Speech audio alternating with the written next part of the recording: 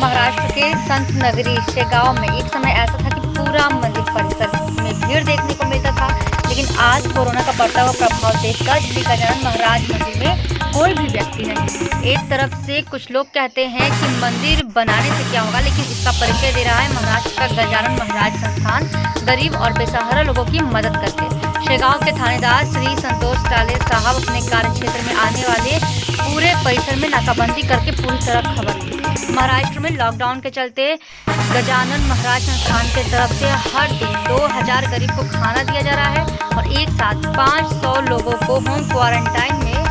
रखने की व्यवस्था श्री गजानन महाराज संस्थान करके अपना कर्तव्य निभा रहा है। नमस्कार, मैं एडवोकेट योगेश अग्रवाल, अखिल भारतीय बापू युवा संगठन केंद्रीय अध्यक्ष।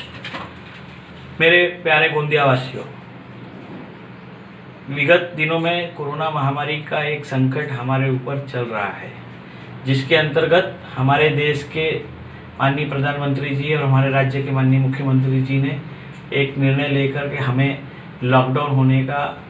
आदेश दिया है, जिसके अंतर्गत आज तक के हम लॉकडाउन के रूप में चल रहे हैं। बहुत ही शुभ बात है और अच्छी बात है कि आज तारीख को गोंदिया में कोरोना संक्रमित जो मरीज है उसकी संख्या जो सरकारी आंकड़े हैं उसके अनुसार 0 है और यह बहुत ही हमारे लिए, गोंदिया के लोगों के लिए शुभ संकेत है। पर इस लॉकडाउन की परिस्थिति के कारण,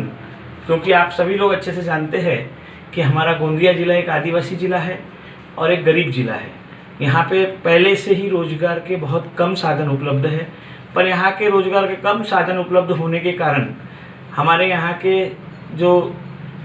मजदूर तबके के लोग हैं, जो रोज़ कमाने और रोज़ खाने वाले लोग हैं, ऐसे लोगों पे एक आर्थिक महामारी का संकट निर्माण हो चुका है। इसके लिए मैं हमारे यहाँ के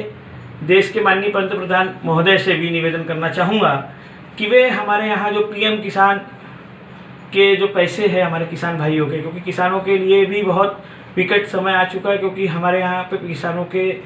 जो उत्पादन है, चाहे वो सब्जी हो चाहे वो फल हो, कहीं ना कहीं उन्हें भारी नुकसानों का सामना इस लॉकडाउन के कारण करना पड़ रहा है। तो उन्हें तत्काल प्रभाव से अगर उन्हें पीएम किसान योजना के अंतर्गत जो सहयोग राशि सरकार प्रत्येक वर्ष 6000 रुपये के रूप में देती है और जिसकी किस्तें 2000 रुपये प्रति किस्त के अनुसार दिया जाता है, 3 इंस्टॉलमेंट में दी जाती है, मैं उनसे आग्रह करना चाहता हूं हमारे प्रधानमंत्री महोदय से कि इस समय की देश की परिस्थिति को देखते हुए, किसानों की आर्थिक माली स्थिति को देखते हुए आप वो जो पीएम किसान निधि की जो पैसे है उसे तत्काल प्रभाव से पूर्ण वर्ष के 6000 रुपये हमारे किसानों को अगर प्रदान करेंगे तो उनके लिए थोड़ा सा आर्थिक राहत का वह निधि कार्य करेगी। मैं देख रहा हूँ कि वहाँ राज्य सरकारें बहुत ही अच्छे स्तर पर कार्य कर रही है। महाराष्ट्र की सरकार ने जिस प्रकार से अन्न धान्य का पुरवठा किया है वह बहुत एक अतुलनीय है कि प्रत्येक परिवार तक के अन्न धान्य पहुंचना चाहिए। राज्य सरकार का संकल्पना थी, जिसके अंतर्गत बहुत सारे लोगों तक के अनाज पहुंच चुका है। पर अभी थोड़ी सी जो परिस्थिति निर्माण हुई है, जिस प्रकार से राज्य सरकार के अंतर्गत केसरी कार्ड धारक जो लोग हैं उन्हें अभी राशन प्राप्त नहीं हो पाया है, तो मैं माननीय मुख्यमंत्री महोदय और हमारे अन्य नागरिक पुरवठा मंत्री जो है राज्य सरकार के, उनसे भी एक निवेदन करना चाहूँगा कि वह हमारे यहाँ के जो इस कोरोना महामारी में लॉकडाउन के कारण जो हमारे एपीएल के धारक हैं उनके यहाँ पे जो अन्न का टुटोड़ा की स्थिति निर्माण हुई है उसे रोकने के लिए सरकारी धान्य दुकान के अंतर्गत उन्हें एपीएल वालों को तत्काल प्रभाव से राशन प्रदान करने की कृपा करेंगे, ताकि उन लोगों को भी इस कोरोना महामारी में भूख से बचाया जा सकेगा। और मैं आग्रह करना चाहता हूं हमारे यहाँ के क्षेत्र के राशन दुकानदारों से कि इस कोरोना महामारी में मैं उनसे आग्रह करता हूं कि वे किसी भी प्रकार का धान्य में अफरा तफर न करें, क्योंकि यह एक आपातकालीन संकट है और इस समय प्रत्येक व्यक्ति को राशन की आवश्यकता है और आज की परिस्थिति में राशन उपलब्ध कराने की जवाबदारी आप लोगों के ऊपर है और यह एक बहुत बड़ी जवाबदारी आप लोगों के ऊपर है। इस जवाबदारी को आप अपने एकदम स्वधर्मता के तहत नियम से पालन करें, ताकि प्रत्येक घर को अनाज मिल पाएगा।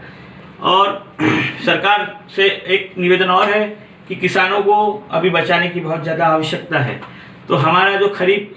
के फसल का जो बोनस सरकार द्वारा अभी तक के किसानों को प्राप्त नहीं हुआ है, क्योंकि अभी 1.5 महीने से लगभग लॉकडाउन की परिस्थिति निर्माण है और हमारे यहाँ के किसानों के पास धन की कमी भी हो चुकी है, उनकी आर्थिक स्थिति भी माली हो चुकी है। उनकी आर्थिक स्थिति को सुदृढ़ करने के लिए, उन्हें ऊंचा उठाने के लिए, उन्हें जो उनका जो हक है, जो खरीफ का बोनस जो अभी तक के सरकार के माध्यम से किसानों को नहीं दिया गया है, और उन्हें तत्काल प्रभाव से बोनस की राशि उनके खाते में दी जाए ताकि उन्हें जीवन यापन करने के लिए धनराशि का सहारा प्राप्त हो सकेगा। जिस प्रकार सरकार ने असंगठित मजदूरों के लिए भी बहुत अच्छा एक निर्णय लिया, मैं उसके लिए हमारे महाराष्ट्र की राज्य सरकार की महाविकास आघाड़ी सरकार का अभिनंदन करना चाहता हूं